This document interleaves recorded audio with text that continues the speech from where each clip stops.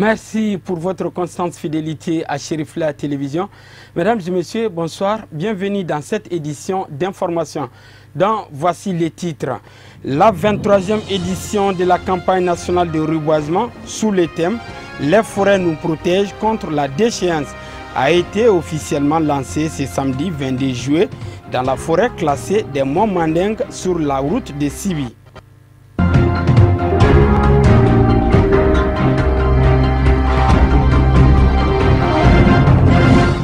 Mesdames et messieurs, bienvenue dans cette édition. La 23e édition de la campagne nationale de reboisement a été officiellement lancée ce samedi. Voyons ce reportage. La campagne nationale de reboisement est la traduction de la volonté des plus hautes autorités du Mali de relever les défis de lutte contre la désertification et les effets du changement climatique qui constituent une menace pour notre survie. C'est d'abord un sentiment de joie, la joie de participer à régénérer nos forêts. Car tout le monde sait aujourd'hui que sans les arbres, sans les forêts, la vie n'est pas possible. Moi, je suis Peul d'origine, j'ai grandi en milieu rural, j'ai suivi les vaches dans la brousse, mais aujourd'hui cela est devenu difficile. Nos gens sont obligés de transhumer vers la Côte d'Ivoire parce qu'il n'y a plus d'herbe à brouter tout simplement pour le bœuf. Donc nous savons ce que ça veut dire, un sentiment de joie, mais aussi un sentiment de fierté. La fierté de servir mon pays. Mon message est d'abord, il faut reboiser, mais surtout il faut entretenir. Et troisièmement, il faut éviter de couper de manière anarchique les arbres. Parce que cela est en train de détruire notre écosystème, de détruire notre environnement et donc de détruire notre vie tout court. Nous devons penser aux générations futures. Chacun devrait faire la question du changement climatique, la question du reboisement et de l'entretien de nos forêts une priorité absolue. Eh bien, planter des arbres d'abord, c'est ma passion. Je vais vous faire une révélation. J'ai une forêt privée de 17 000 arbres, moi-même, que j'ai planté comme ça, comme vous me voyez. Planter des arbres, pour moi, c'est d'abord permettre à la nature de se régénérer. Parce que nous utilisons trop de bois pour la consommation d'énergie domestique. Et c'est les bois des essences naturelles qui poussent, si on n'y veille pas, c'est des essences qui peuvent disparaître. Donc pouvoir reconstituer le tapis végétal est d'abord un plaisir et ensuite c'est une nécessité avec ces changements climatiques et avec souvent les bouleversements que nous rencontrons au niveau des climats, des saisons. Il est bon peut-être que nous commençons à comprendre l'importance des arbres dans l'équilibre de notre vie. Voilà. Et avoir une journée, c'est peut-être un symbole. C'est très bien. Avoir plusieurs journées, ce serait encore meilleur.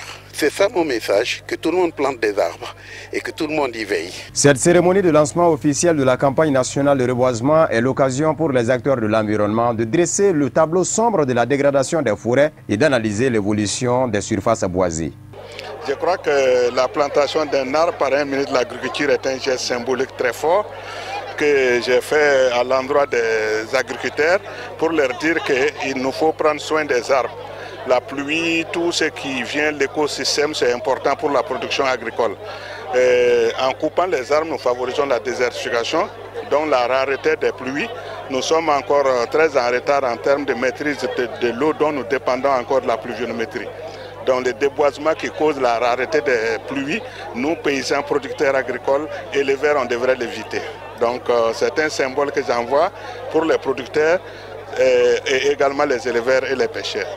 C'est avec un grand honneur et un véritable plaisir que je préside aujourd'hui la cérémonie du lancement de la campagne nationale de reboisement 2017.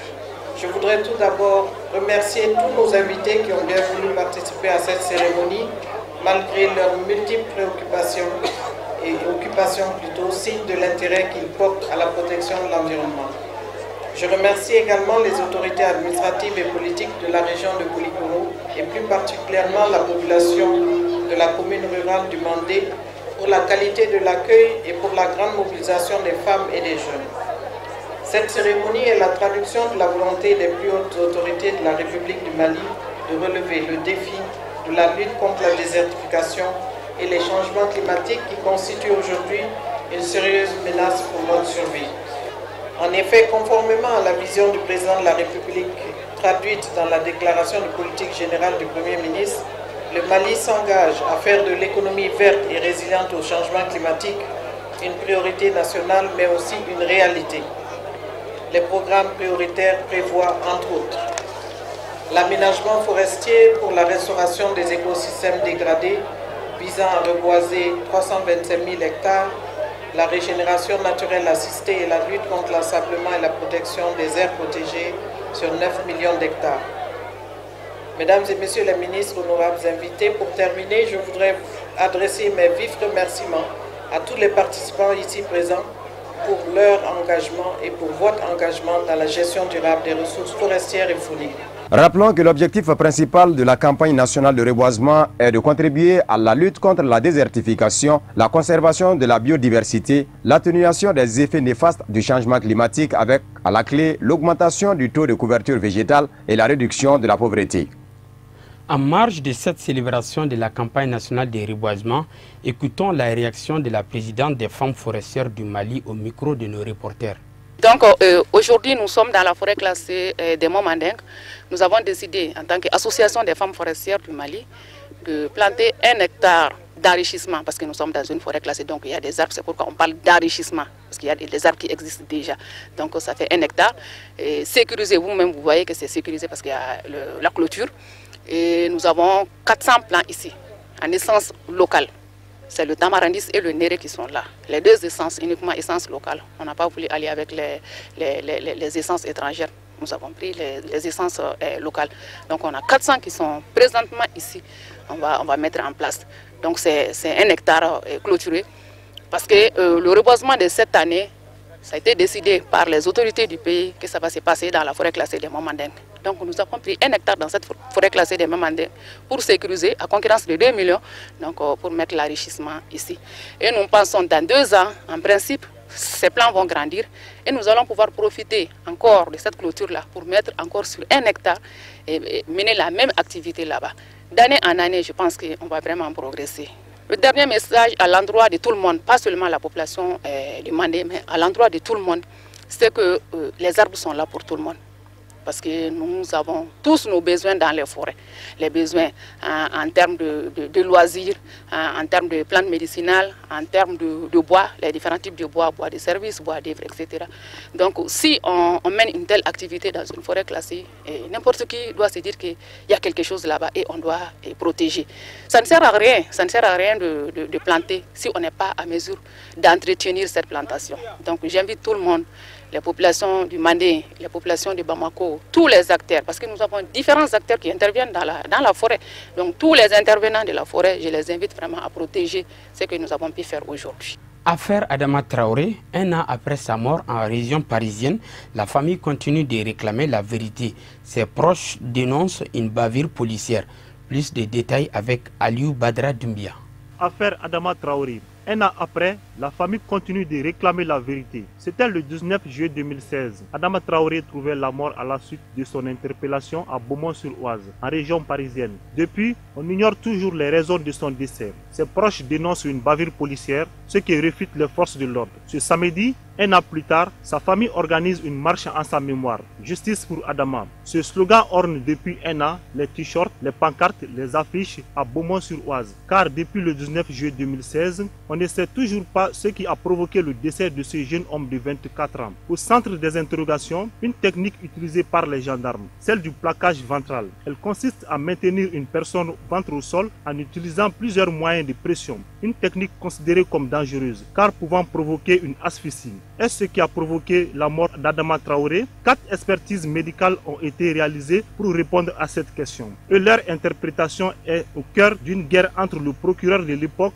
et la famille d'Adama Traoré. Pour le parquet, le jeune homme est mort à la suite d'un malaise. Les proches dénoncent, eux, une bavure. Depuis, l'enquête a été dépaysée. Le procureur dessaisi de l'affaire et 3 nouveaux juges d'instruction nommés. Mais à ce jour, aucun des gendarmes n'a été entendu et il n'y a eu aucune mise en examen. Au Venezuela, la démission d'un haut responsable de la mission vénézuélienne à l'ONU suite à la crise politique qui sécuit son pays depuis. Voyons ce commentaire de Oumar Kouyaté.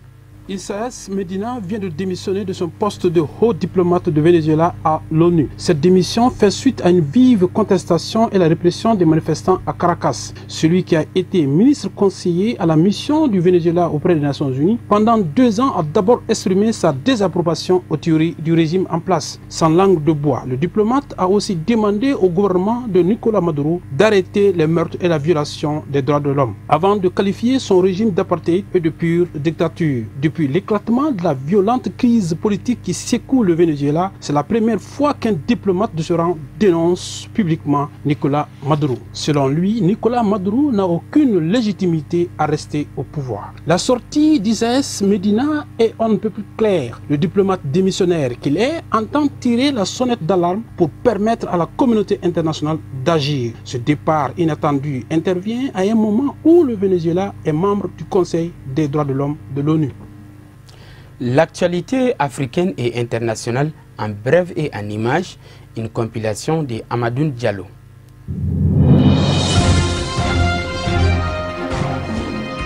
Bienvenue dans l'actualité africaine de ce samedi. Les États-Unis ont fait don de 45 millions de dollars, soit 39 millions d'euros pour assister les réfugiés et déplacés de Boko Haram dans la région de Difa, dans le sud-est du Niger, frontalier du Nigeria, a annoncé l'ONU vendredi. Cette aide de 45 millions de dollars permettra de financer l'assistance alimentaire et les activités de renforcement de la résilience, notamment dans les zones affectées par les violences liées au conflit avec Boko Haram. Le groupe islamiste nigérian souligne dans un communiqué le programme alimentaire mondial de l'ONU, PAM, qui va gérer les fonds. Fin juillet 2016, Niamey avait lancé un appel pour la mobilisation de fonds en faveur du PAM, qui avait annoncé qu'il risquait de suspendre son assistance humanitaire au Niger, État très pauvre en raison des manques de financement. L'aide américaine permettra également au PAM de poursuivre ses activités dans les cantines scolaires d'urgence qui accueillent des milliers d'élèves dans des zones vulnérables. En avril, le ministère nigérien de l'Éducation avait annoncé que 54 779 élèves dans 738 écoles avaient abandonné les cours pour suivre leurs parents à la recherche de nourriture et de zones de pâturage pour le bétail.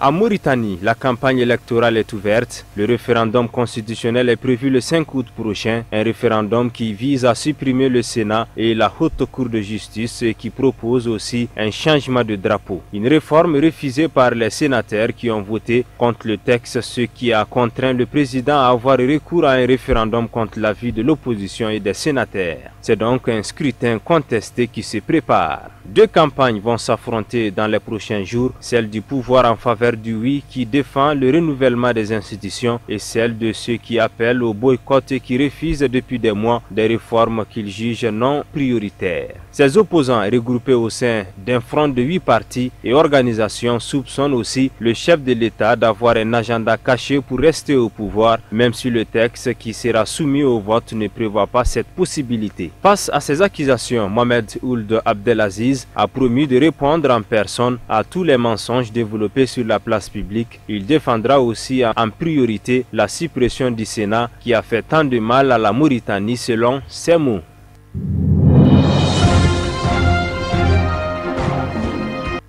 En Gambie, voilà 6 mois que l'ancien président gambien Yaya Jammeh a quitté le pays après sa défaite électorale. Dans la nuit du 21 au 22 janvier, il s'envolait en Guinée équatoriale où il est toujours en exil. Hasard du calendrier, ce 22 juillet est aussi très symbolique pour les partisans de l'ancien dictateur. Chaque année est célébrée l'arrivée au pouvoir de Yaya Jammeh par un coup d'État le 22 juillet 1994, renversant le président en place Daouda Diawara. Alors que depuis 22 ans, la date anniversaire est célébrée en grande pompe, avec des concerts et d'importants rassemblements, cette année, la journée devrait être très calme. L'APRC, le parti de l'ancien président, a bien essayé d'organiser une grande fête. Mais la police a rejeté la demande de permis pour une célébration publique. Le leader par intérim du parti, Fabakary Tombong Diatta, se dit très déçu, mais appelle au calme les partisans de l'APRC. Pour le gouvernement, impossible d'autoriser la célébration d'une prise illégale de pouvoir. Les supporters de l'ancien président devront donc se contenter de célébrer ce 22 juillet de façon privée.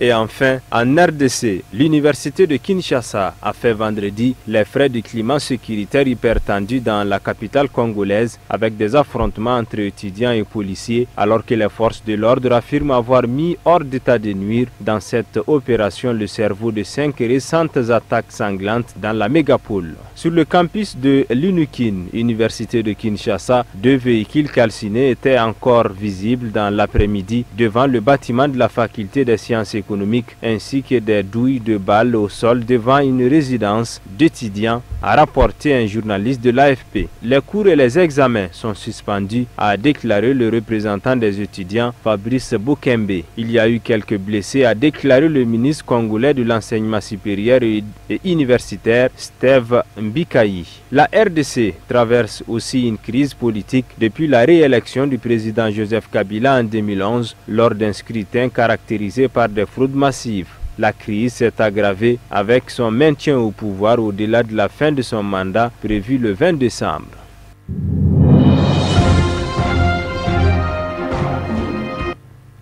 Voilà, mesdames et messieurs, ce qui met fin à cette édition d'information.